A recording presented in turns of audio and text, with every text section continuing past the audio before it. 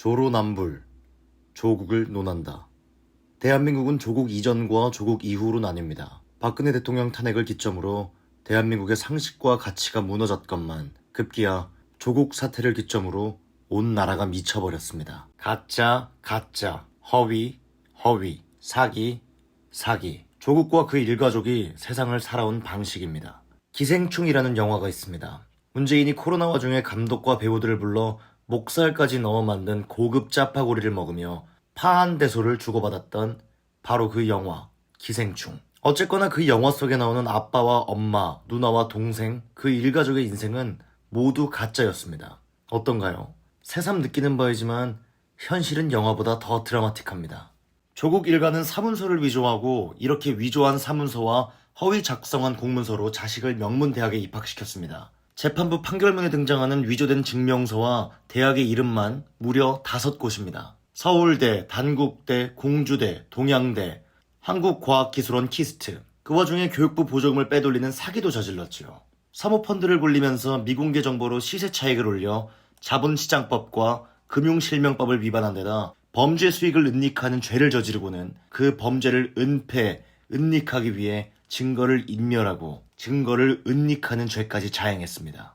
뿐인가요? 학교법인 웅동학원을 이용한 범죄 행각은 여전히 현재 진행형입니다. 조국 일가가 웅동학원을 운영하면서 갚지 않은 나랏빚이 2022년 9월 기준으로 136억 6천만 원입니다. 2019년에 조국 일가의 사기 행각이 발각되었을 때 분명히 조국의 모친은 웅동학원 이사장 자리에서 물러나겠다 했습니다. 그 길이 웅동학원을 이용해 사적 이익을 추구하지 않았음을 밝히는 가장 좋은 방법이라 했습니다. 그런데 어찌 되었나요? 2022년 6월 조국의 모친은 임기 5년의 웅동학원 이사장으로 연임되었습니다. 보셨지요? 웅동학원을 이용해 사적 이익을 추구했다는 자백입니다. 그래놓고는 어쨌던가요? 조국은 법기술자로서 가진 바 재능을 극한까지 써먹었습니다.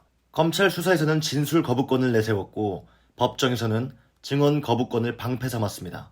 딸의 입학 취소 결정에는 무효 소송으로 맞서고 있습니다. 딸 이야기가 나왔으니 조민에 대해서도 한 말씀 드려야겠습니다. 조민은 2019년 10월 4일 김어준의 뉴스공장에 나와서 이렇게 말했습니다. 저는 봉사활동이나 인턴을 하고 나서 받은 것을 학교에다가 제출했습니다. 위조를 한 적도 없습니다. 그런데 말입니다. 조국이나 정경심에 대한 법원 판결문을 보면 사사건건 조민이 공모했다고 되어 있습니다. 공주대 가서 화분에 물만 몇 번 주고는 논문에 공동 저자로 자기 이름 올리려 한 자도 조민이고 키스트에 며칠 다니지도 않고 그마저도 엎드려 잠만 자고는 이랬답시고 인턴 증명서 발급받은 자도 조민입니다. 단국대학교 장영표 교수의 연구원으로는 활동하지도 않았고 그러니 논문 작성에 기여도 하지 않았는데 인턴십 확인서를 허위로 발급받은 자도 조민입니다. 조민에게 죄가 없다? 조민은 입시 부정의 주범입니다. 입학만 취소할 게 아니라 처벌도 받아야 공정이고 상식입니다. 그런데도 조민은 기소되지 않았습니다. 어떠한 처벌도 받지 않았습니다. 성균관대 교수인 엄마가 대학원생들이 대필한 논문으로 자기 딸을 서울대 치의학전문대학원에 입학시킨 사건이 있었지요. 엄마는 파면되고 딸은 입학이 취소됐습니다. 여기서 끝이 아닙니다. 엄마는 업무방해 혐의로 구속되었고 딸도 기소되어 재판을 받고 있습니다. 그나마 이 딸은 대학원생들의 실험을 참관은 했답니다. 화분에 물만 주고 엎드려 잠만 잔 조민의 죄질이 더 나쁘지요. 의사 자격이요? 불법적으로 취득한 겁니다. 그나마도 아직껏 의사 면허가 박탈되지 않아 의사 흉내를 내고 있죠. 그런데 조민이 불쌍하다고요?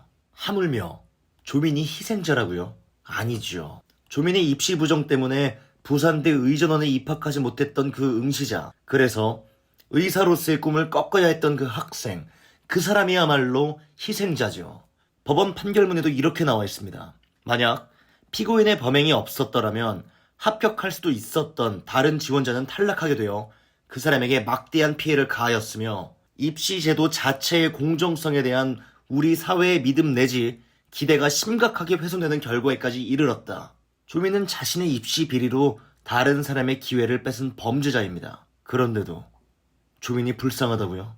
숙명여고 쌍둥이 학생들이 있습니다. 교무부장인 아버지가 유출한 답안을 보고 시험을 치른 혐의를 받고 있습니다. 조민과 같은 입시비리 사건이죠. 검찰은 증거와 법리에 따라 교사 아버지와 미성년자인 숙명여고 쌍둥이 학생들을 함께 기소했습니다. 이들 숙명여고 쌍둥이 학생들은 1심 선고도 전에 고등학교에서 퇴학당했습니다. 대학은커녕 지금도 재판을 받으러 다녀야 하는 처지입니다. 조민은요, 입학 취소는커녕 기소도 되지 않았습니다. 오늘도 인스타그램이니 유튜브니 셀럽의 꿈을 쫓아 한 걸음씩 나아가고 있습니다. 이 쌍둥이 학생들과 조민의 차이는 무엇일까요? 바로 아버지가 조국이냐 아니냐라는 사실밖에 없습니다. 교사 아버지를 둔 쌍둥이는 유시민이나 김어준 같은 인물이 인터뷰를 해주지도 않았고 민주당이 집회를 열어주지도 않았습니다. 혐의를 부인하느냐는 취재진에게 쌍둥이 자매는 엿먹으라며 가운데 손가락을 들어올렸습니다. 어떤 심정이었을까요? 조국 딸은 놔두고 왜 우리만 갖고 그래? 이런 생각이 들지 않았을까요? 이은혜, 이른바 계곡살인 사건. 수영을 못하는 남편을 4m 높이의 바위에서 3m 깊이의 계곡물로 뛰어들게 해서 살해한 사건입니다. 1심에서 무기징역을 선고받았습니다. 남편에게 걸린 생명보험금 8억 원이 계곡살인 사건의 동기이자 목적입니다. 그 8억 원의 생명보험금을 타내기 위해 만기일 몇 시간 전에 부랴부랴 남편을 죽인 겁니다. 그래서 무기징역을 선고받아 놓고는 그 생명보험금 8억 원을 내놓으라고 보험사를 상대로 소송을 제기했습니다. 황당하죠? 어쩌다 이리 황당한 일이 발생했겠습니까? 염치라고 합니다. 부끄러움을 아는 마음, 짐승이 갖지 못한 감정입니다.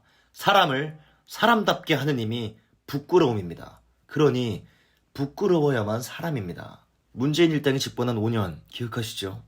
워낙에 남 탓하는 데만 탁월한 자들 아닙니까? 얼굴색 하나 변하지 않았습니다. 절대 사과라고는 하지 않았습니다. 부끄러움이라고는 모르기 때문입니다. 이 집단의 대표를 꼽으라면 단연 조국입니다.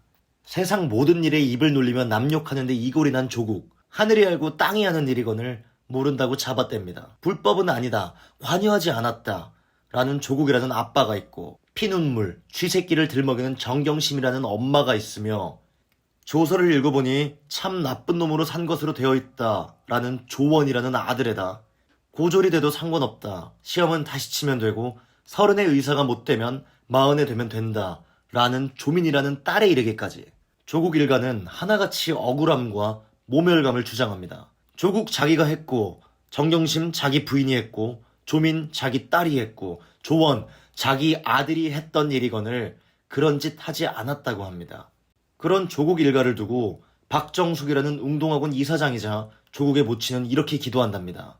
아드님이 십자가에 못 박혀 돌아가시는 모습을 보며 괴로워하시던 성모님의 마음, 지금 제가 2년 넘도록 그 마음을 체험하며 주님의 은총과 자비를 기도드리며 견디고 있습니다. 이 고통의 긴 터널을 언제쯤 빠져나올지 모르지만 이 시대의 법학자로서 민주주의를 위하여 반드시 해야 할 사명이라고 생각합니다. 심지어 감히 촛불을 들먹였습니다. 기억하시죠?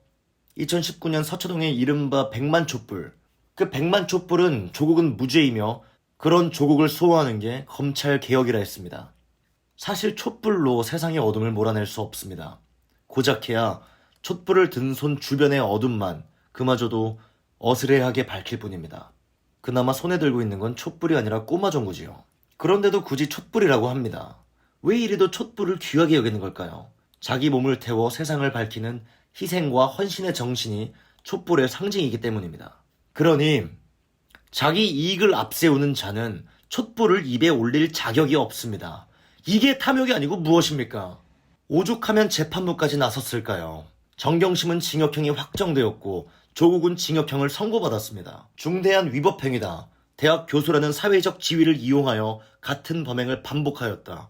그 죄질이 불량하다. 죄책도 가볍지 않다. 그래서 유죄. 단 한 번도 자신의 잘못에 관하여 솔직히 인정하고 반성한 사실이 없다. 진실을 얘기한 사람들에게 정신적 고통을 가하였다. 라고도 했습니다.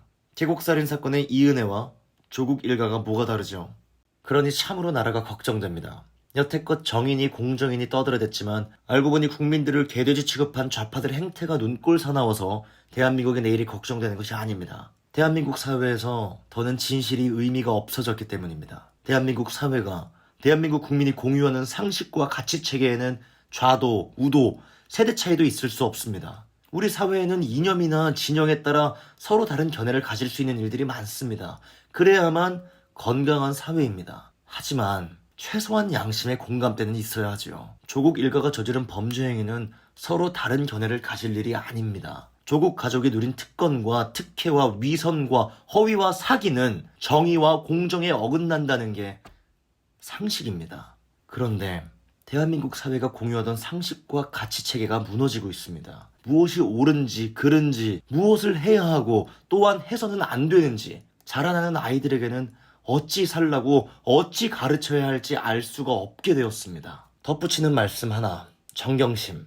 2021년 1월 1일부터 2023년 2월까지 2년 남짓한 기간 동안 2억 4,130만 원의 영치금을 끌어모았습니다. 형 집행정지 기간 끝나고 다시 감옥에 가니 힘들지 않겠냐며 유튜버가 입금 계좌까지 공개한 덕입니다. 그러고는 감옥에서 1년에 1억 원이 넘는 연봉을 벌어들인 셈이죠. 세금은 얼마나 냈을까요?